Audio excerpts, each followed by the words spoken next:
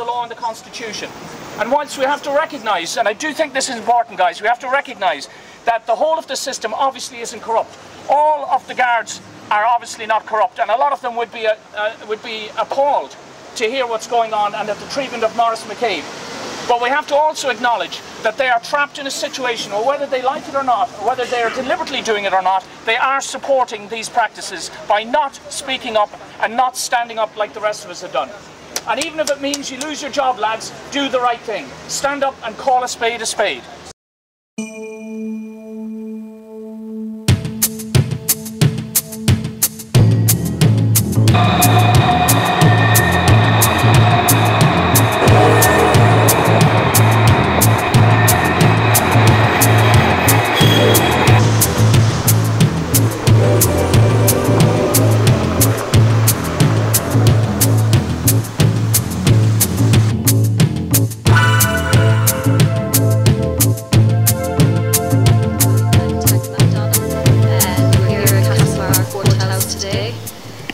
Watching the events unfold in a case between the DPP and Stephen Manning.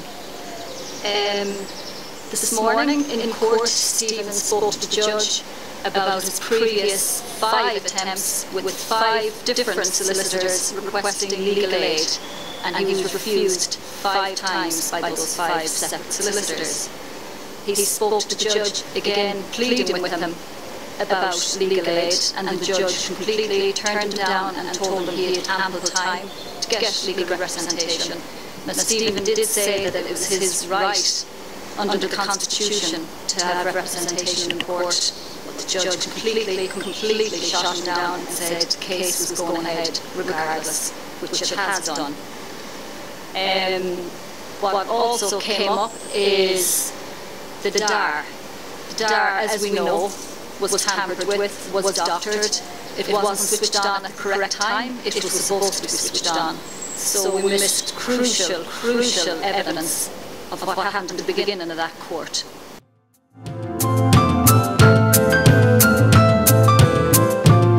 Good afternoon. My name is Tom Coughlin. We're outside Castlebar Courthouse in Castlebar in relation to Stephen Manning and Colin Brennan appeal against public order offences and the matter which is up for appeal today. The original matter, which was 2 defendants, apparently when it came to appeal, which is the hearing of the same matter in appeal, they were actually changed, and 2 defendants became just 1 defendant, and was appealed by Mr. Manning on his own. The case was heard by Judge Donovan from Cork, and he heard it and treated the matter in such a way that he knew nobody in the area, he knew nobody in the court, and he didn't see the documents. The second matter, the first matter that we dealt with really was the matter of free legal aid, in which Mr. Manning was refused free legal aid.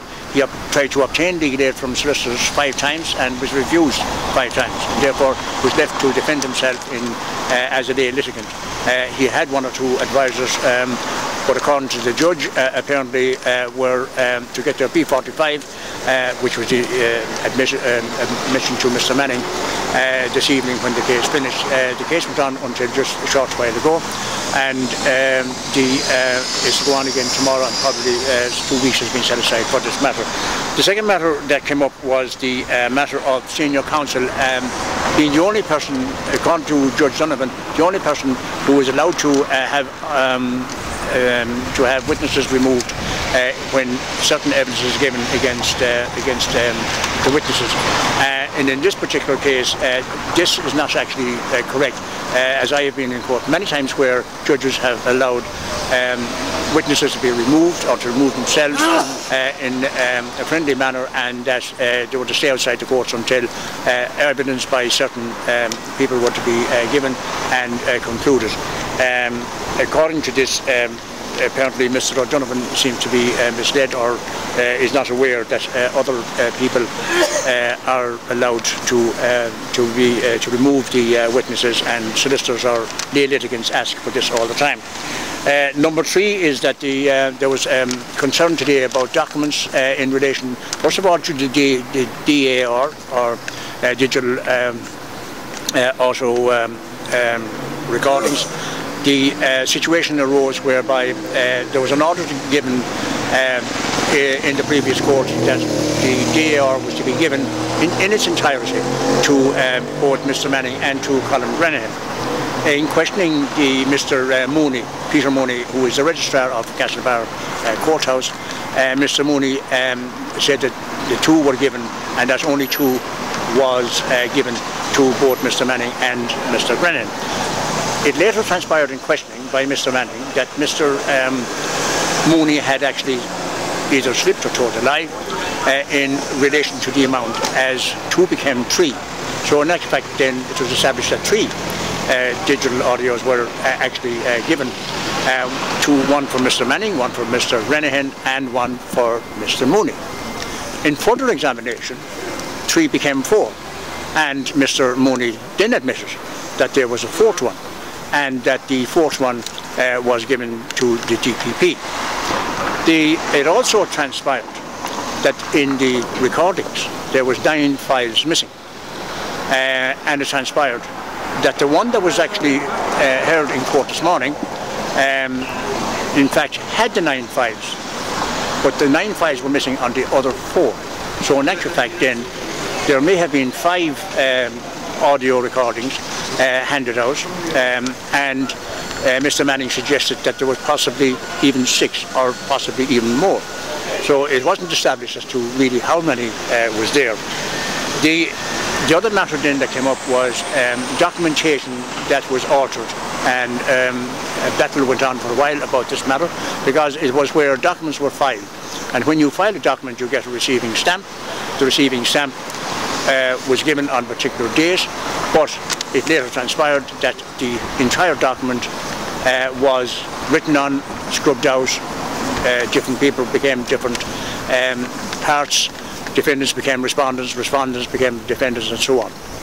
And it was not quite established as to really what happened there, and the judge apparently tried to show disinterest in this particular area as well, when in actual fact it is a serious matter of tampering documents after they have been filed, because this particular document was filed, it had been tampered with, and I think that was in the Mr. Mooney giving of his evidence to some extent had quietly admitted to that particular area.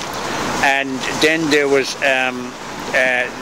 an order given, as I said earlier, in its entirety, that the DAR be given, and that the 2 defendants, Mr. Grenihan and Stephen Manning, both have their cases heard and have everything given to them which they look for. The case is adjourned today until tomorrow, and Mr. Manning, or the GPP, takes over the questioning tomorrow, and it goes on for a number of days further. That's it.